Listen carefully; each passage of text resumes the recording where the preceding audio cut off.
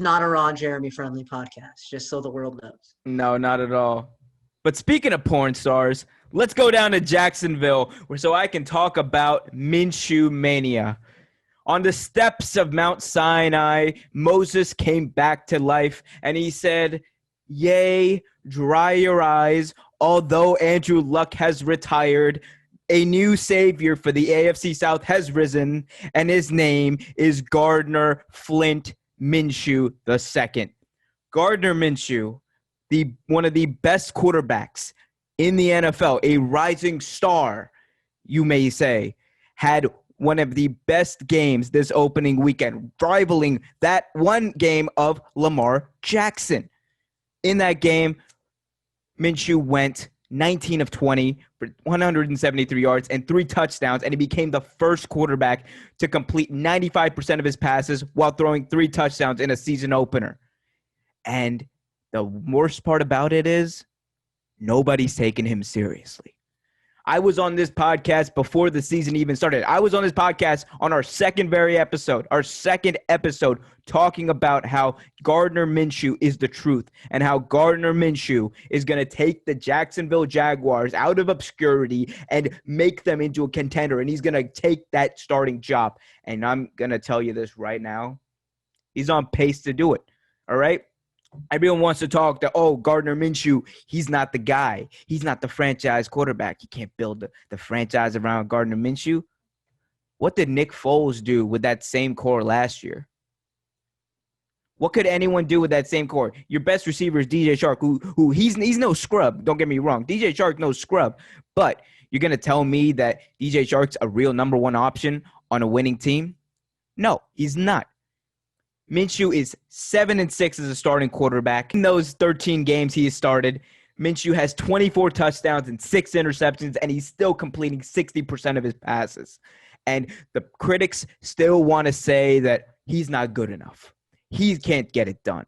They said the same thing about Tom Brady. They said the same thing about Joe Montana. They said the same thing about a lot of the greats that came into this league.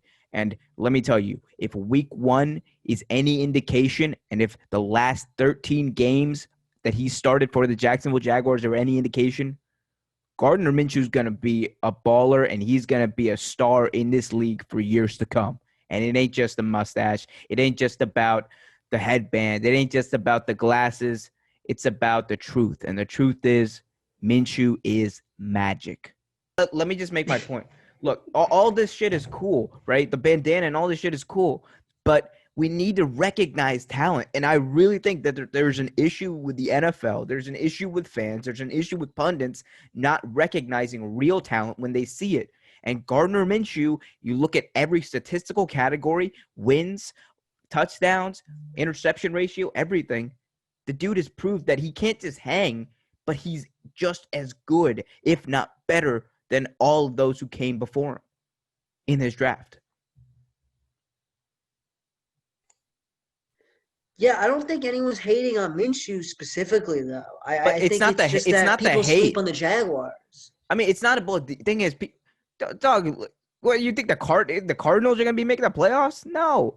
Look, no, but I didn't pick them to make the playoffs either. I'm just saying that the Cardinals are a better team than the Jaguars. So Kyler Murray gets more play in the media because he's the guy. You know, it's not even just about him too. He's the guy who spurned Major League Baseball. You know, he ripped up his A's contract and went to go play football. You know, he was a name in college. Like, he did some things. It's not that Gardner Minshew is bad or people sleep on him. It's just that he doesn't have the storyline, so people don't pay as much attention. He's a 6th-round pick who came into a trash team and went 6-6 as a starter. What more storyline do you need? Well, yeah, and I think that he's going to get play like that. It's going to be the Tom Brady effect, where that's all you're going to hear for years and years and years and years and years when he makes his first, like, Pro Bowl team, you know? He's going to, Gardner Minshew's coming in now in Hawaii, and, this guy was a 6th-round. Yeah, I can hear it right now. Now, here's a guy to the 6th-round pick, and he is a starter and a Pro Bowler and the NFL. It's the same thing that we heard about Tony Romo. When Tony Romo was an undrafted free agent, I spent 15 years being a Giants fan in the NFC East, hearing about how Tony Romo was an undrafted free agent. that the Cowboys stuck in there, and how many times I had to watch him on that run into the end zone on the missed kick and all that stuff. It's going to be the same thing with Minshew. Like, I feel like that he's got some serious Tony Romo vibes. Tony Romo vibes aside, I mean, like, can we all just agree that the dude deserves to be, like he deserves to be at least named as a rising star or at least one of the best young quarterbacks in the NFL? He's better than Trubisky, so yeah. Who? That does not make me feel any better. That actually makes me feel worse. I was hoping you would say, "Yo, he's better than like Sam Darnold or like one of those guys." But Oh, I didn't think that was even a question that he's better than I Sam mean, he's Darnold and definitely Daniel better than Jones. he's a better quarterback than Tannehill. Yeah. Oh yeah. He's a top 15 quarterback. Andrew, you got anything to say Minshew? about that? Yeah, Minshew's top 15. Easy. Yeah.